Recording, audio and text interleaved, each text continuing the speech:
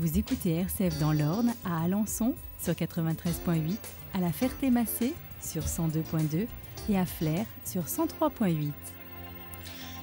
Eh bien, bonsoir à tous, bienvenue dans les soirées de la foi, cette soirée mensuelle en direct à l'occasion de l'année de la foi avec Monseigneur Jacques Habert, évêque du diocèse de Sées, que vous suivez en direct sur les ondes de RCF 61 dans l'Orne et en direct vidéo si vous avez internet sur deux sites, le site internet du diocèse de Sées, www.orne.catholique.fr et également le site des directs catholiques francophones, direct catholique en un seul mot.fr.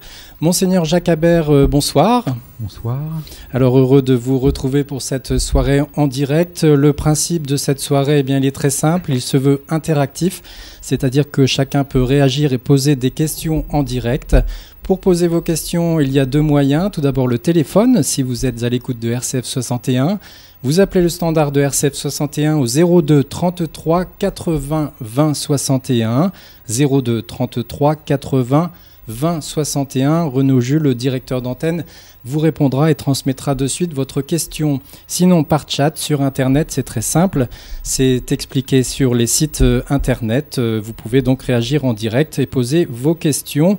N'hésitez pas à nous dire bonsoir de suite. Monseigneur Jacques Habert, je vous propose, avant d'aborder des questions, puisque certaines ont été posées à l'avance, eh bien peut-être de nous dire un mot sur ce temps que nous vivons par rapport à l'année liturgique, ce temps pascal. Donc on parle évidemment de la résurrection. Hein.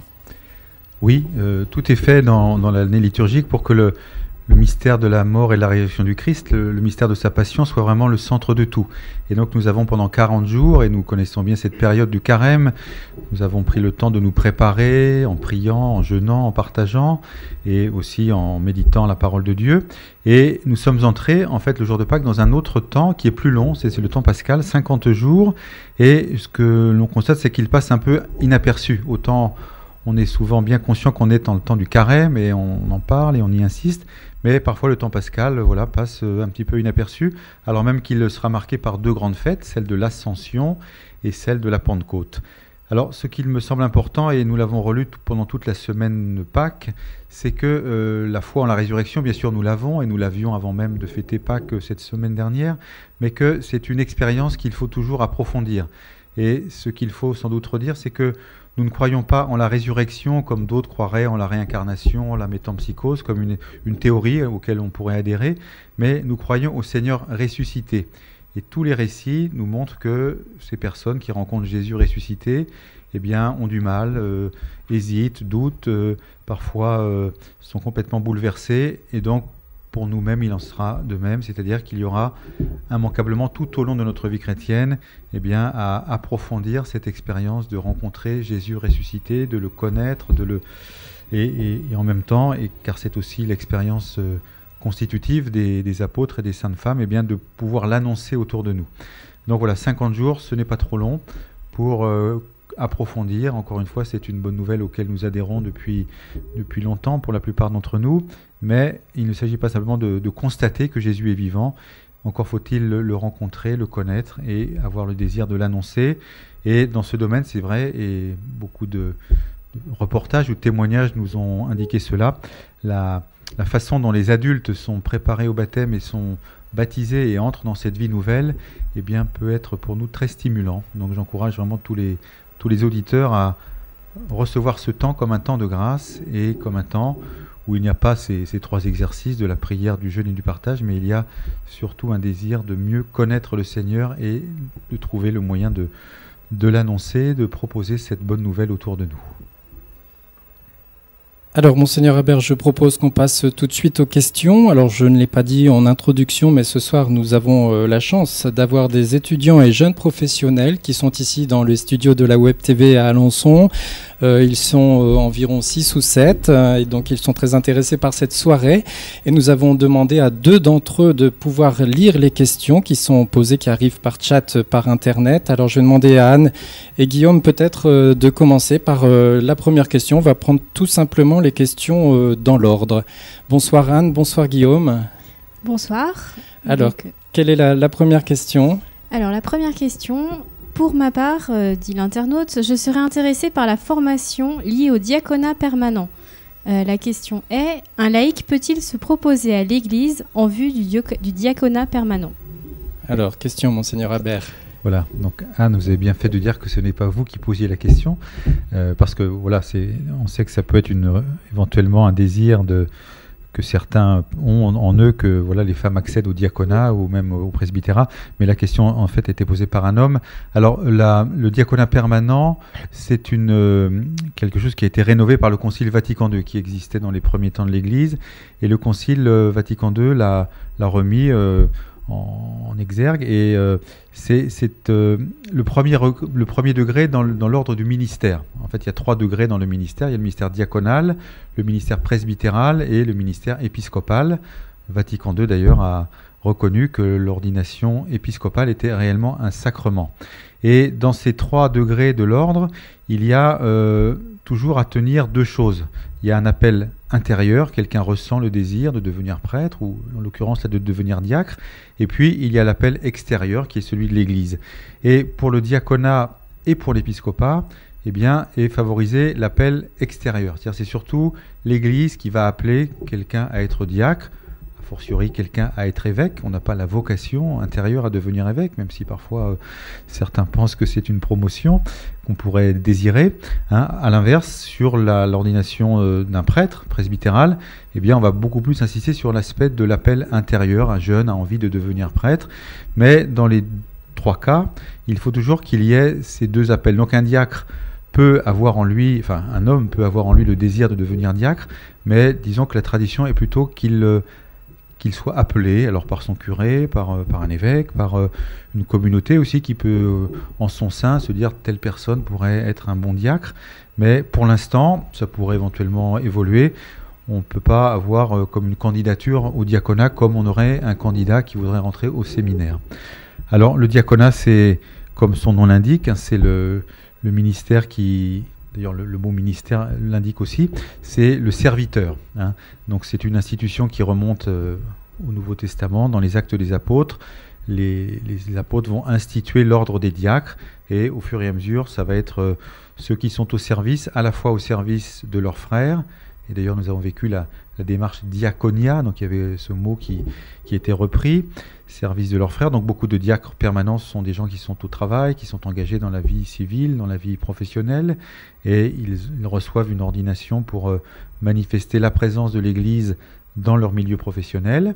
Et puis ce service est aussi le service du Seigneur, notamment dans la liturgie, donc le service de la parole de Dieu. Les diacres également peuvent prêcher, et le service de l'autel, avec tout ce que cela comporte. Alors de fait aussi, les diacres peuvent célébrer des baptêmes et des mariages, et aussi des obsèques, quand bien sûr il n'y a pas l'Eucharistie qui est célébrée.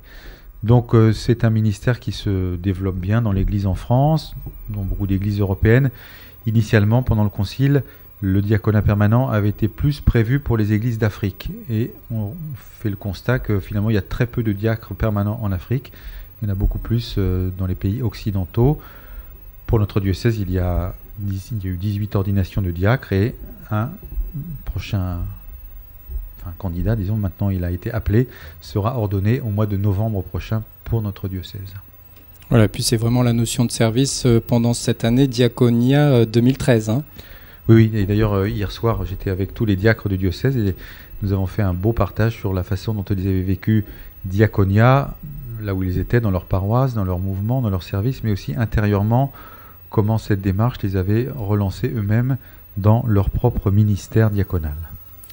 Alors on poursuit avec les questions, et on pourrait dire toujours sur ce thème des sacrements, et c'est maintenant, je crois, Guillaume qui va poser la question. Donc une question sur la demande de baptême. Quel sens doit-on donner à une demande de baptême pour un petit enfant par une famille qui n'envisage pas de proposer l'éveil à la foi plus tard? Toutes les demandes de baptême sont-elles recevables? Que faut-il privilégier, le sacrement ou le rite d'entrée dans la famille des chrétiens?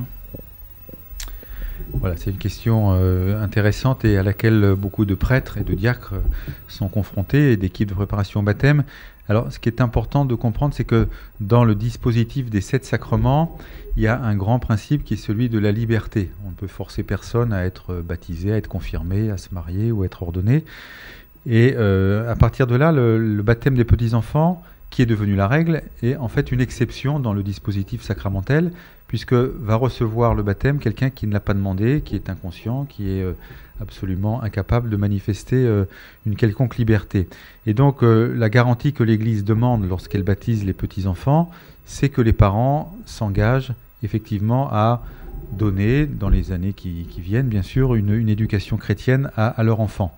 Et donc il y a toute une question d'honnêteté d'abord des parents, qui, quand ils demandent le baptême pour leur enfant, eh bien, doivent prendre la mesure de ce qu'ils demandent, qui n'est pas simplement une célébration qui ne durera qu'une heure, mais c'est bien un engagement qu'ils prennent pour leur enfant. Et de fait, la règle, si vous voulez, c'est de dire que si le prêtre, en l'occurrence, a la certitude qu'il n'y aura aucune instruction chrétienne donnée à l'enfant, il peut refuser le baptême. Alors, on voit que c'est un petit peu un cas de figure déplaisant, parce qu'on imagine comment un tel refus sera évidemment mal reçu et pourra même causer vraiment une espèce d'exclusion totale de l'Église pour toutes ces personnes.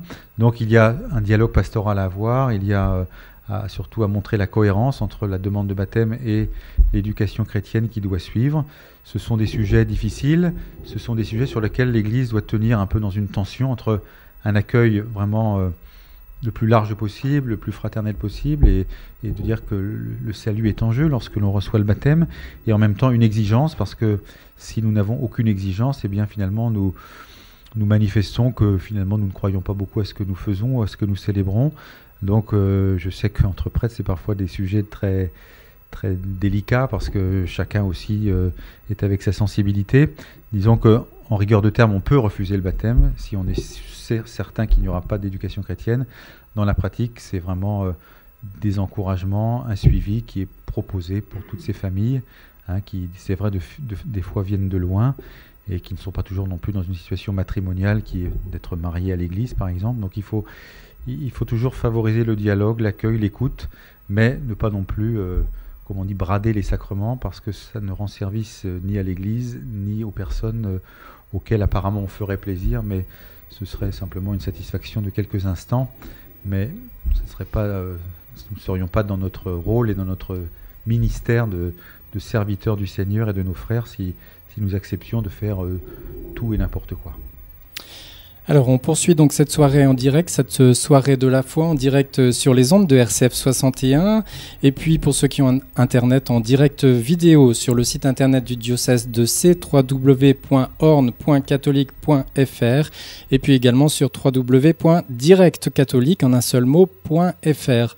Je vous propose de faire une première pause musicale pour permettre à chacun peut-être de réagir, soit en téléphonant au 02 33 80 20 61 au standard de RCF 61, soit par chat, par internet. On va faire une pause pour ceux qui ont internet photographique avec un diaporama en lien avec la résurrection, et puis de la musique. C'est le groupe Ararat qui chante justement Ressuscité. Certains ornés se souviennent peut-être de leur venue dans l'Orne. Oui, le père Pierre-Yves Émile me fait signe que oui, il y a quelques années lors d'une fête de la musique.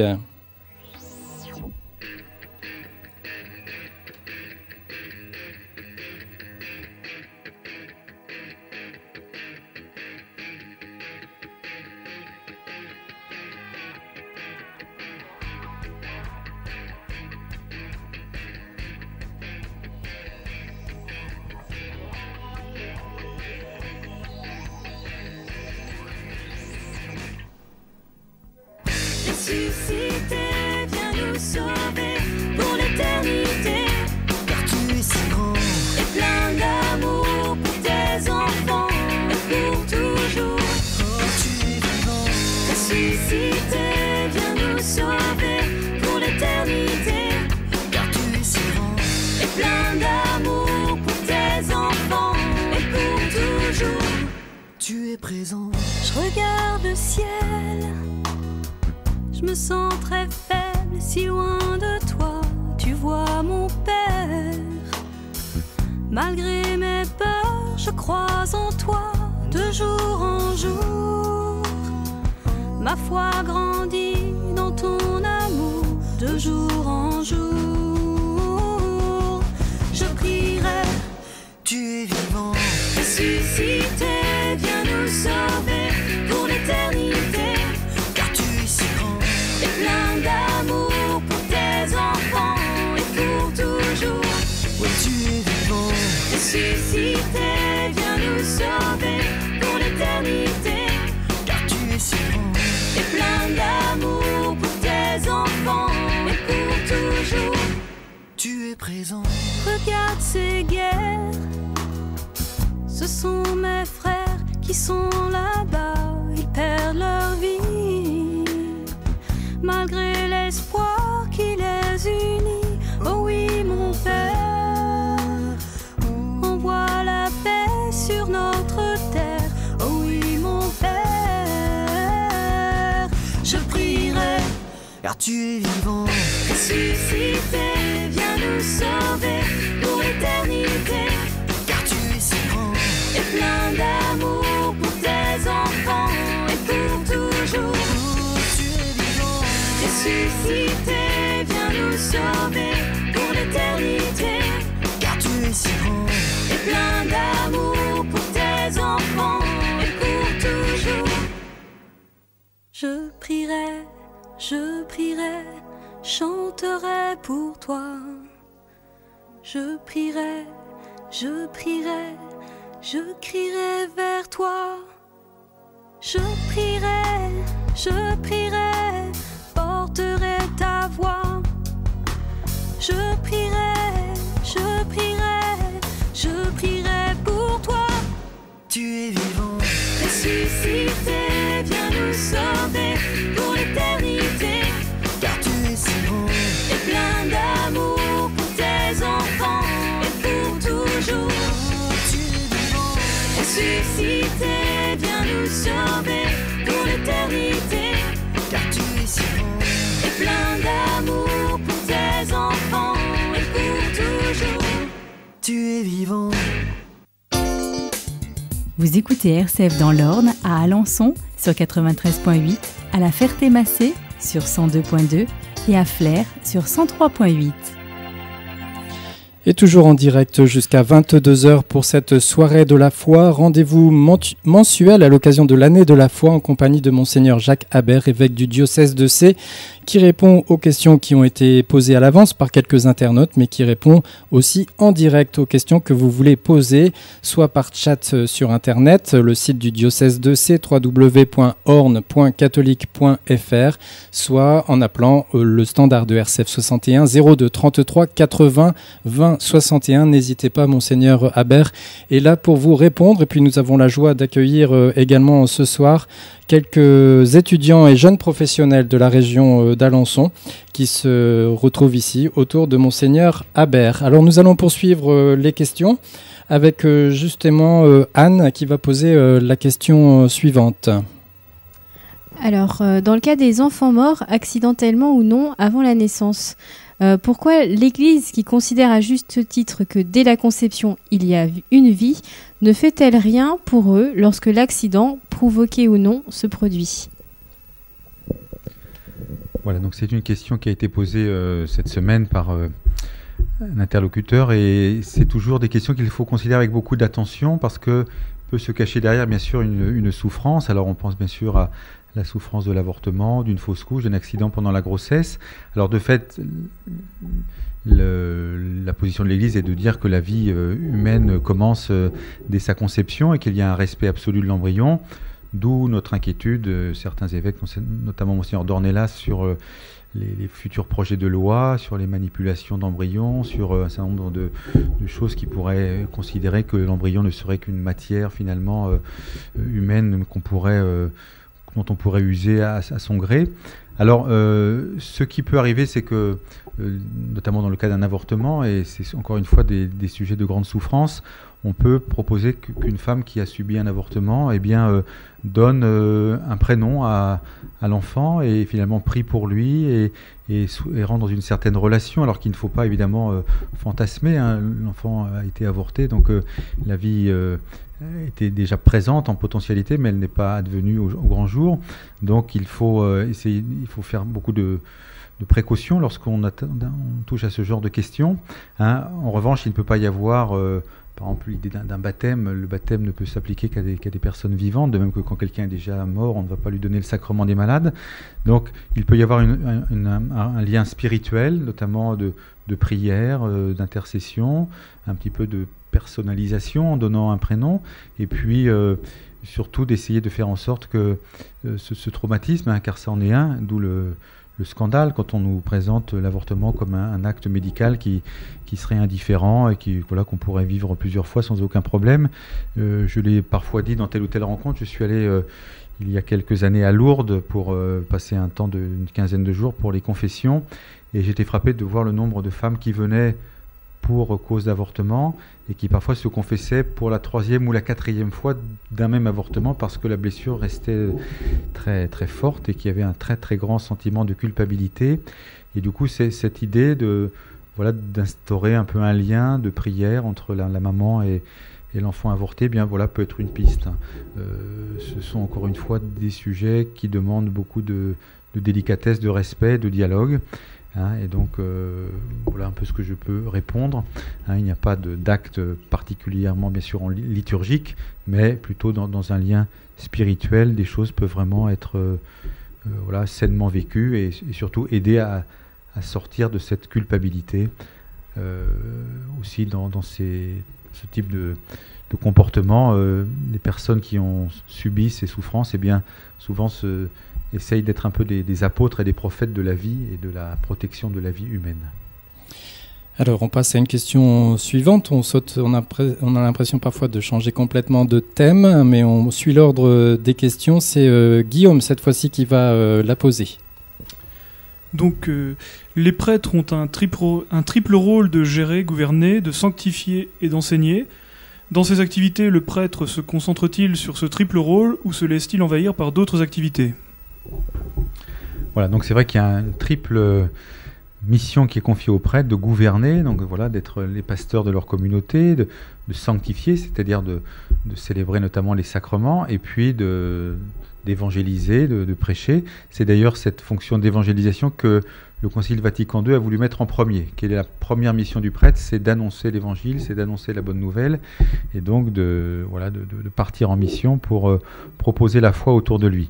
Alors, bien évidemment, ce sont les trois fondamentaux, hein, et un prêtre, dans sa formation, va approfondir ces trois missions, qui sont aussi trois ministères, c'est-à-dire qu'il doit le comprendre comme un service.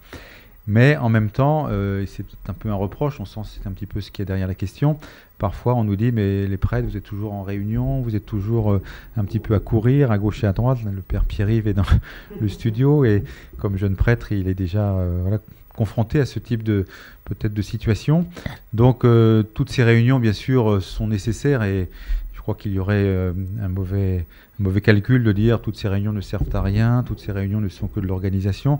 Il faut nous organiser, il faut nous concerter, il faut aussi avoir des temps où nous nous retrouvons avec d'autres prêtres, avec les laïcs qui sont engagés dans la paroisse. Mais de fait, la question est de dire ne jamais perdre comme but ultime cette triple fonction, hein, qui encore une fois est un service que nous donnons à ceux auxquels nous sommes envoyés, de leur annoncer la bonne nouvelle, de leur donner les sacrements et puis aussi de gouverner, le peuple de Dieu qui nous a été confié. C'est cette mission hiérarchique, hein, qu'un évêque notamment reçoit avec une plus grande force puisqu'il a le gouvernement d'un diocèse, mais chaque prêtre exerce ces trois fonctions. Certains vont se sentir plus appelés par un charisme personnel à développer plutôt tel ou tel aspect de son ministère, mais il doit de toute façon tenir les trois et essayer. Hein, et d'ailleurs, quand nous étions allés à la visite ad limina avec les évêques au mois de septembre dernier, le pape Benoît XVI à l'époque nous nous invitait à prêter attention à ne pas vivre une pastorale qu'il avait appelée autoréférencée, c'est-à-dire une espèce de programme pastoral que l'on échafauderait un peu en chambre, et puis dont le seul but serait de l'appliquer un petit peu d'une façon formelle. Donc la vie pastorale nous convertit, la vie pastorale nous bouscule, et il est toujours bon de revenir à ces grands axes que la question, encore une fois, vient de nous rappeler, et peut-être aussi au peuple de Dieu de ne pas enfermer les prêtres dans trop de rencontres, de réunions qui parfois peuvent effectivement les éloigner du terrain. Et le terrain, c'est le terrain de l'évangélisation, c'est le terrain de ce territoire sur lequel ils sont envoyés. Et voilà, c'est pour cette mission spécifique. Il y avait eu un livre il y a quelques années d'un théologien allemand un peu controversé qui s'appelait Drowermann, et qui avait parlé des fonctionnaires de Dieu en parlant des prêtres allemands. Alors c'est vrai que les prêtres allemands sont en plus payés par l'État, donc l'aspect de fonctionnaire pouvait ressortir peut-être davantage, mais nous ne sommes pas des fonctionnaires, nous sommes des apôtres, et merci à chaque chrétien de renvoyer chaque prêtre à la profondeur de son ministère par la façon même dont il s'adresse à lui.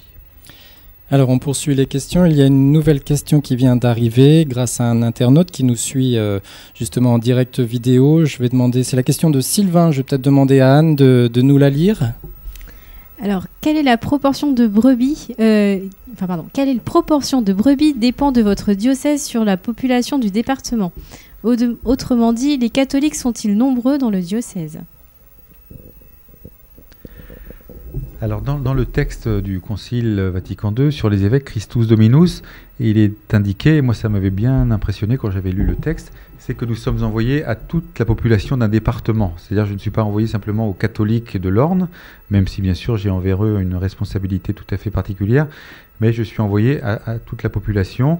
Et dans mes visites pastorales, je suis allé dans des endroits où les gens n'étaient pas forcément catholiques, et donc ça a été toujours, d'ailleurs à ma surprise heureuse, des rencontres qui se sont très bien passées dans un climat fraternel et respectueux.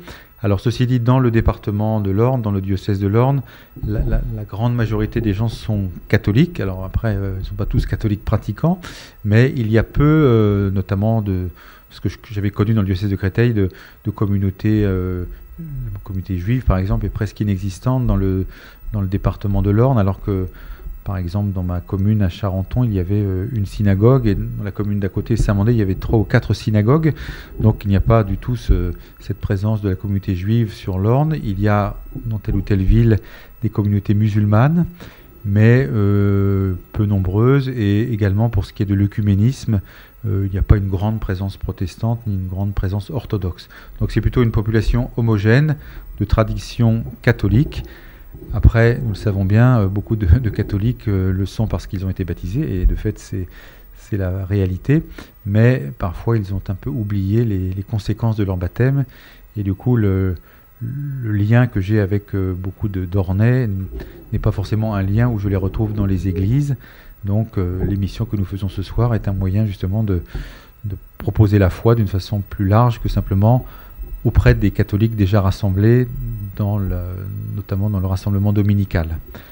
Mais là aussi, l'évêque, bien sûr, a une place tout à fait particulière, mais je suis très heureux de constater combien les chrétiens sont présents dans différents endroits, notamment toute la démarche, encore une fois, de diaconia nous l'a rappelé, et à travers une présence, à travers un service, à travers un engagement de quelque ordre qu'il soit, eh bien, c'est aussi une présence d'évangile que l'Église, en tant que peuple de Dieu, manifeste à une population donnée. Alors nous sommes déjà à la moitié de l'émission, il est 21h30, encore une demi-heure jusqu'à 22h pour cette soirée de la foi en direct sur les ondes de RCF 61, en direct vidéo sur Internet. Vous pouvez bien sûr poser vos questions. Je propose de faire une seconde pause musicale, toujours sur le thème de la résurrection. Un chant de l'Emmanuel, Reste avec nous ressuscité, puis une découverte, pourquoi pas, du patrimoine religieux ornais. Nous allons, pour ceux qui ont la TV sous les yeux, du côté de Lonlay-l'Abbaye pour découvrir ce beau patrimoine.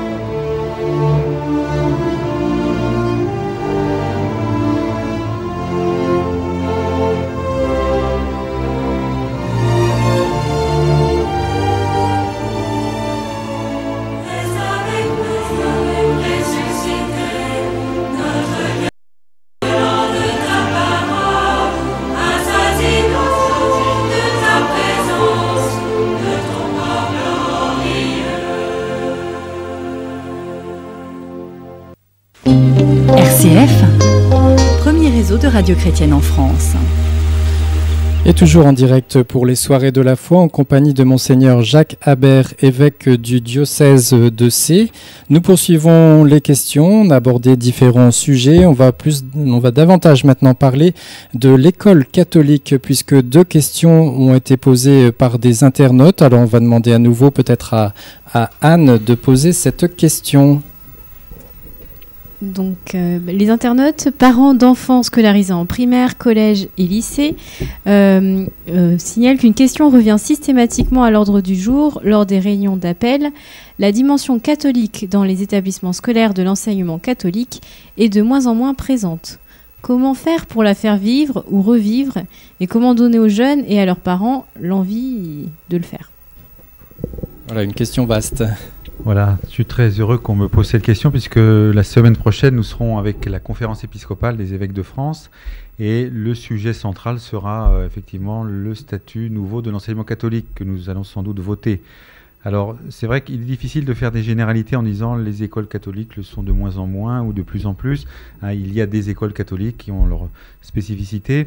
Il y a beaucoup d'intérêt, je trouve, depuis que je suis arrivé dans le diocèse, beaucoup de questions me sont posées sur les écoles catholiques et souvent pour me demander si elles le sont vraiment. Alors peut-être la question c'est surtout de savoir si elles sont chrétiennes.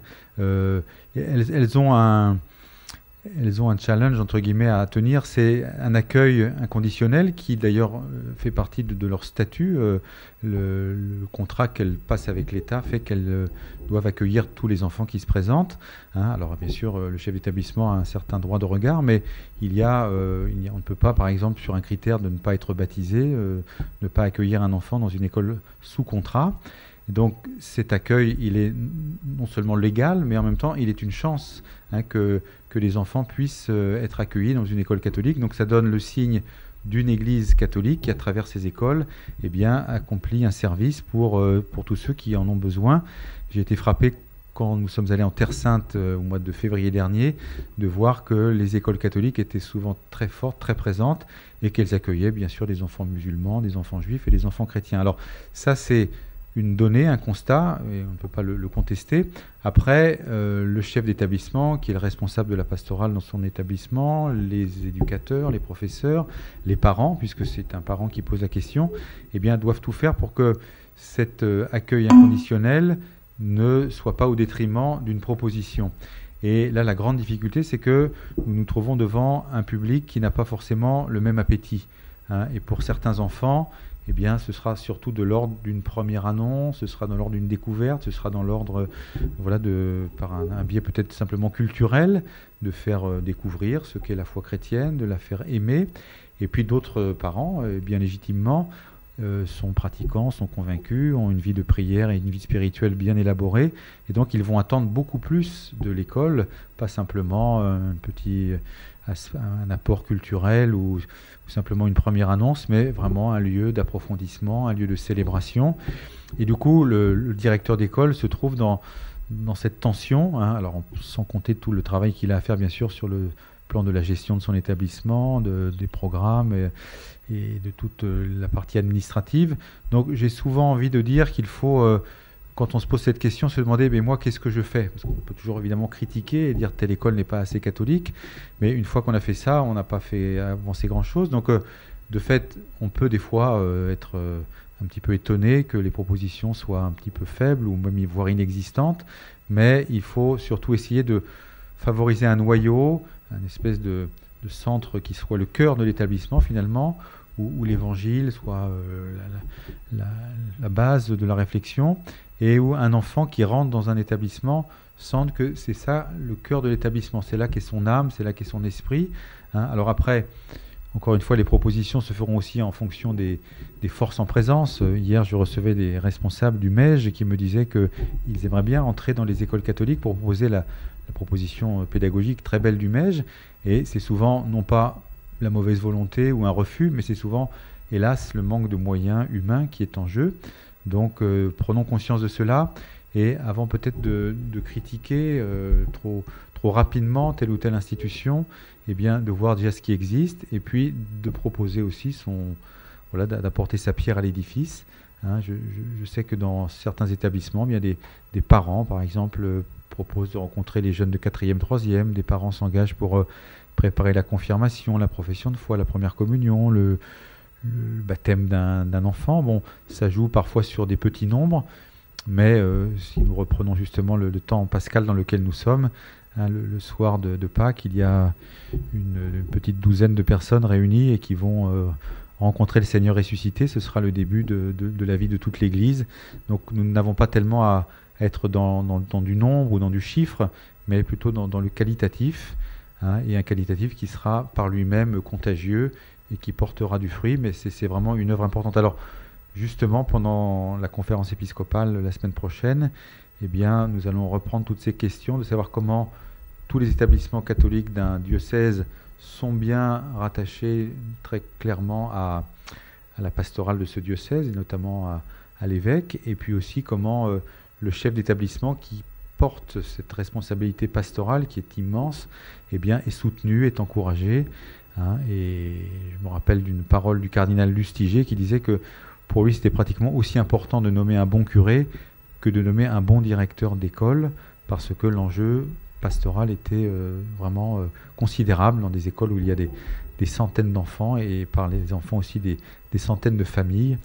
Donc encourageons l'école catholique et essayons de donner le meilleur de nous-mêmes, mais en même temps mesurons la difficulté objective qu'ils ont à assumer, du fait surtout de la diversité des enfants qu'ils accueillent.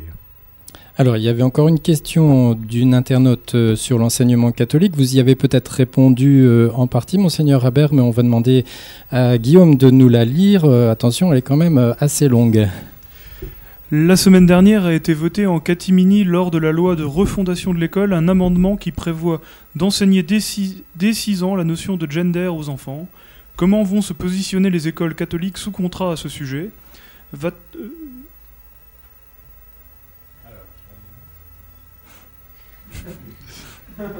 Petit problème technique. C'est bon. Va-t-on enfin voir les écoles marquer ouvertement leur caractère propre, car nos enfants se trouvent confrontés bien souvent à des professeurs qui leur assèment tout le contraire de ce que nous leur disons à la maison. Exemple sur la question du mariage homosexuel. La notion de gender est vraiment perverse et nombre de parents sont inquiets, et du coup même parmi les plus modérés, beaucoup se posent la question de mettre leurs enfants dans des écoles hors contrat, plus en adéquation avec l'éducation qu'ils souhaitent donner à leurs enfants. Voilà, donc ce sont des questions sérieuses. Hein. De fait, je comprends tout à fait l'inquiétude des parents, notamment dans cette contradiction qu'il peut y avoir entre ce qui est dit à l'école et ce qui va être dit à la maison. Hein, alors, il y a des matières sur lesquelles c'est évidemment très très sensible. Hein, il n'y a pas de mathématiques chrétiennes. On peut dire qu'il y a peut-être une façon chrétienne de faire des mathématiques. En revanche, pour ce qui est des sciences de la vie, la SVT, eh bien là, il y a vraiment notamment cette théorie du gender qui semble se développer dans certains milieux, et donc semble-t-il, hein, je l'apprends à travers la question, peut-être dès la classe de primaire. Alors c'est là qu'effectivement le caractère propre de l'école doit jouer tout son rôle. Hein, la théorie du gender, c'est une théorie, hein, ce n'est pas une vérité scientifique, hein, Dieu merci, et ça ne le sera jamais. Donc il y a une marge de manœuvre, je crois, notamment dans le choix des manuels que peuvent avoir les professeurs. Et puis un directeur d'école, justement, là, peut tenir tout son rôle en rassemblant, par exemple, les professeurs de SVT et en leur disant, ben voilà, sur ce sujet bien particulier, cette théorie qui existe, parce que de fait elle existe, mais ne lui donner aucun crédit, et en tout cas n'allez pas perturber les enfants par des affirmations qui sont fausses, quoi. Hein, on pourrait d'ailleurs dire la même chose pour l'éducation sexuelle. Hein, certains propos récemment de certains ministres ont pu vraiment légitimement nous inquiéter quand on dit par exemple qu'il faut retirer le plus tôt possible les enfants du carcan familial, hein, et donc dès 2 ou 3 ans qu'ils puissent déjà un petit peu s'émanciper de leur modèle familial. Hein, voilà des choses qui ne peuvent pas du tout être acceptées par un établissement catholique. Et donc je pense que ces situations vont se multiplier, et que l'enseignement catholique, via les directeurs diocésains, via aussi l'évêque, via un certain nombre d'acteurs pastoraux, et aussi via les parents, eh bien, doit essayer justement de s'organiser pour présenter paisiblement mais fermement ce en quoi nous croyons et ce qu'on appelle l'anthropologie, notre façon de considérer la nature humaine d'une façon qui soit non pas en référence à des théories, encore une fois, qui sont tout à fait hasardeuses, mais face à la révélation que le Seigneur nous transmet et nous demande non seulement de vivre, mais aussi de continuer à transmettre de génération en génération. Alors je vous propose de faire une dernière pause musicale et puis d'apprécier encore des photographies du patrimoine orné du diocèse de Sées. Je vous emmène à Ménilgondouin pour cette église parlante et vivante, un peu atypique. Vous verrez qu'on y parle de résurrection, puis on écoute un chant. Il est temps de quitter vos tombeaux, justement. C'est l'occasion, c'est le dernier moment pour vraiment, pour les internautes, envoyer vos questions en direct par chat ou les auditeurs de RCF 61, appelez au 02 33 80 20 61. Il ne restera plus que quelques minutes à Monseigneur Habert pour vous répondre.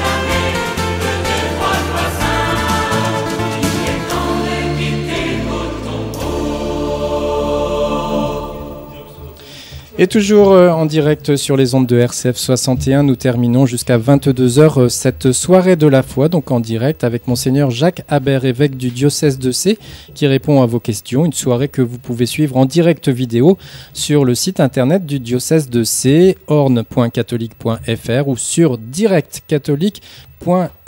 Alors Monseigneur Habert, il y a encore juste quelques questions qui nous arrivent à l'instant. Quelqu'un qui pose tout simplement la question, alors c'est pas vous qui allez répondre, c'est le Père Pierre-Yves Émile, mais qui sont donc ces étudiants et jeunes professionnels qui sont dans les studios de la Web TV ce soir. Alors on peut peut-être répondre, Père Pierre-Yves Émile ? Oui, c'est assez simple. Alors ce soir, nous avons principalement, en fait c'est étudiants et jeunes professionnels, mais on a principalement des jeunes professionnels. On a François Maleret qui travaille dans l'administration hospitalière. On a Anne Gérard. On a Ombeline Simonin, Joël, voilà. Il y a Anne-Lise, Émeric et Guillaume. Voilà. C'est en fait principalement des jeunes qui se retrouvent tous les mercredis soirs à Alençon. Voilà, et puis on va demander, Anne, je crois, à une question personnelle. Donc, c'est pas une question qui est lue. Votre question, je crois, Anne, à Monseigneur Habert. Oui, c'est un petit peu en lien avec l'actualité aussi sur les questions d'écologie. Je voulais savoir s'il y avait une vision catholique, chrétienne de l'écologie, et puis notamment sur la place de l'homme dans le monde et l'univers en général. Parce qu'on entend parfois parler du fait que peut-être les plus grands destructeurs de la nature sont les hommes, donc c'est peut-être à eux de disparaître, entre guillemets. Voilà. Oui, c'est une question qu'on a abordée il y a quelques mois avec la conférence épiscopale, parce que c'est vrai qu'on sent dans les mentalités aujourd'hui que la question de l'écologie prend une place importante, et on peut le comprendre. Alors il y a les questions du réchauffement climatique, de la pollution, des réserves naturelles qui s'épuisent, et dans certains courants, disons, écologiques qu'on appelle la deep ecology, je crois, notamment aux États-Unis, il y a cette idée que finalement celui qui empêche de faire que le monde tourne bien, c'est l'homme, quoi. Et donc si l'homme disparaissait, eh bien voilà, toute la création s'en porterait beaucoup mieux. Alors c'est vraiment le contraire de ce que pense l'Église et la foi, ce que dit la foi chrétienne. Hein. Nous sommes toujours envoyés au texte de la Genèse, alors qu'il nous dit des choses fondamentales, notamment que ce monde dans lequel nous sommes est un don de Dieu, qu'il est voulu, qu'il est aimé par Dieu. Nous avons relu ce beau texte le cours de la Vigile pascale, et Dieu vit que cela était bon, et qu'au sommet de la création, précisément, il y a un décrochage. On n'est plus dans l'ordre simplement du biologique, mais il y a l'homme et la femme qui sont créés à l'image et à la ressemblance de Dieu. Le souffle de Dieu est donné à cet être humain. Hein. Alors, pour revenir sur la question du gender que nous abordions tout à l'heure, l'homme et la femme sont créés différents, donc c'est un fondement sur lequel nous ne sommes évidemment pas prêts de transiger. Et cet homme, eh bien, il reçoit une mission qui est de croître, de se multiplier, mais aussi de soumettre la création. Alors dans le verbe soumettre, il faut comprendre, il ne s'agit pas qu'il en use comme une espèce de propriétaire absolu, mais qu'il en ait la gestion. Et c'est vrai qu'en ce sens, une démarche écologique est profondément chrétienne, hein, de prendre soin de la création, cette création qui nous permet de vivre, hein, qui est aussi un moyen d'accès à Dieu. Par la beauté de la création, on peut pressentir la beauté du Créateur. Donc vous voyez, on a un très grand respect pour la création, et en même temps, nous ne sommes pas des adorateurs ni du soleil, ni des forêts, ni des océans, hein, parce que ce sont des instances que l'homme doit maîtriser. Hein. Il le fait d'une façon raisonnable, comme un bon gestionnaire. Il le fait parce que c'est sa survie parfois qui est en jeu. Mais une dimension qui échappe complètement, bien sûr, à l'écologie d'aujourd'hui, c'est la question du péché. C'est-à-dire que cette création voulue, aimée par Dieu et parfaite en elle-même, eh bien, elle est abîmée. Il y a ce déséquilibre, il y a ces dysfonctionnements, y compris qui touchent la nature elle-même. Alors c'est un mystère très grand, le mystère du mal, le mystère du péché originel, hein, que je ne vais pas trop développer maintenant. Mais de fait, la nature aussi, si elle est belle, peut être aussi source de souffrance, les tremblements de terre, les séismes, les tsunamis. Hein. Je me souviens quand il y avait eu ce tsunami terrible il y a quelques années, eh bien justement... c'est la nature qui avait produit cela, semble-t-il. L'homme n'y était pour rien. Donc vous voyez, on ne peut pas avoir un rapport d'adoration à la nature. Nous n'adorons pas la nature. Nous en reconnaissons qu'elle est un signe de la bonté du Créateur, mais nous la maîtrisons intelligemment et surtout d'une façon raisonnable. Il y a eu parfois un pillage des réserves naturelles, un pillage d'un certain nombre de sites notamment, et puis aussi par rapport à la façon dont nous considérons les animaux, hein, tout ce qui est vraiment une utilisation, j'allais dire inhumaine, c'est pas le terme ne convient pas, mais une façon vraiment sauvage de considérer les animaux, eh bien, n'appartient pas non plus à la pensée chrétienne. Donc voilà, ce qui serait intéressant, c'est que les chrétiens approfondissent, hein, cette dimension de l'écologie, parce que ce sont des débats qui vont être très présents dans notre société contemporaine, et il serait bon qu'ils ne soient pas, j'allais dire, complètement pollués par des considérations politiques, ce qui est hélas un peu le cas en France, où qui dit écologie dit forcément d'être de tel ou tel bord politique. Or, l'écologie doit appartenir à toutes les familles politiques, parce que c'est une question politique, et c'est une question sur laquelle il est bon que nous nous arrêtions, mais sans, encore une fois, magnifier d'une façon trop grande la création et surtout pas au détriment de l'homme. Voilà, alors nous arrivons en fin d'émission pratiquement. Si on veut se garder un petit temps pour la prière, il y avait juste 2 questions, mais vous pouvez répondre peut-être rapidement. Est-ce qu'il y a des adultes en préparation pour le sacrement de la confirmation dans le diocèse? Et puis peut-être un petit mot sur la joie de Pâques, mais vous en avez déjà parlé un petit peu en introduction. Oui, alors des adultes seront confirmés, comme chaque année à la cathédrale, le samedi soir de la Pentecôte. Donc j'en profite pour inviter tous les auditeurs qui voudraient être présents. C'est une fête diocésaine, un rassemblement diocésain. Et de même que certains ont été baptisés au cours de la vigile pascale, eh bien, un certain nombre seront aussi confirmés le jour de Pâques, le jour de la Pentecôte. J'en profite pour dire qu'on peut être confirmé également à tout âge. Et la joie de Pâques, eh bien, c'est sans doute voilà, ce sentiment que nous devons demander pendant cette cinquantaine pascale, pas uniquement de croire que le Seigneur est vivant et ressuscité, mais nous réjouir profondément de cette joie que personne ne pourra nous retirer. Et vous savez que le 2e dimanche de Pâques, c'est le dimanche de la Divine Miséricorde que le pape Jean-Paul II avait proposé à l'Église. Il est d'ailleurs décédé le samedi soir de ce dimanche de la Miséricorde, reprenant les révélations de Sœur Faustine. Eh bien, je vous propose que, pour conclure cette soirée, nous entendions justement un texte de prière qui est inspiré de Sœur Faustine, cette miséricorde de Dieu qui nous réjouit et qui nous fait quitter la tristesse du péché pour entrer dans cette logique de la miséricorde. Voilà, merci Monseigneur Habert. Alors juste un petit mot pour donner la date du prochain rendez-vous. Ce sera le mercredi 22 mai. Alors je suppose que vous reviendrez notamment sur l'événement Diaconia qui se sera déroulé à Lourdes auparavant. Merci à tous. Merci à Renaud Jules, directeur d'antenne en studio, pour la retransmission sur les ondes de RCF 61 de cette soirée de la foi que vous avez suivie en direct. Un grand merci aux étudiants et jeunes professionnels de la région d'Alençon qui sont venus relayer toutes les questions posées. Puis on termine justement par ce temps de prière. On écoute un texte de méditation et on terminera en disant tous ensemble un Notre Père.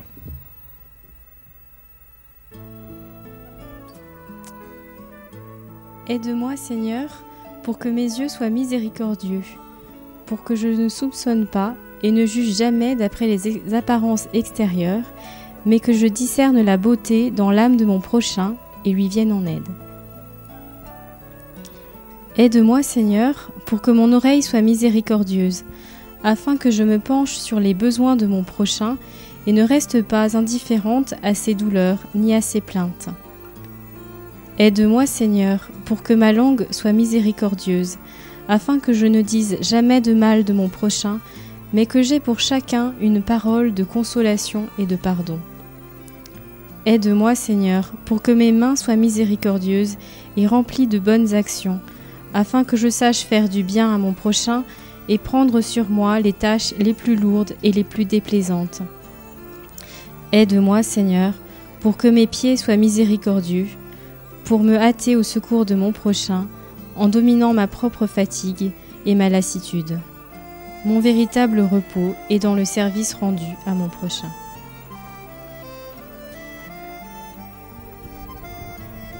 La miséricorde est au cœur même de la prière du Notre Père. La miséricorde, c'est ce don du Seigneur. Lorsqu'il est ressuscité, il dit « La paix soit avec vous ». Eh bien, en communion avec tous les auditeurs et en pensant à toutes ces questions que nous avons reçues et partagées, redisons ensemble « Notre Père, qui es aux cieux, que ton nom soit sanctifié, que ton règne vienne, que ta volonté soit faite sur la terre comme au ciel. Donne-nous aujourd'hui notre pain de ce jour.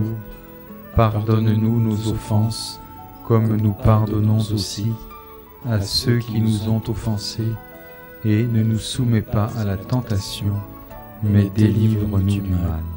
Amen. Merci à tous, bonne soirée, bon retour Monseigneur Habert et à bientôt.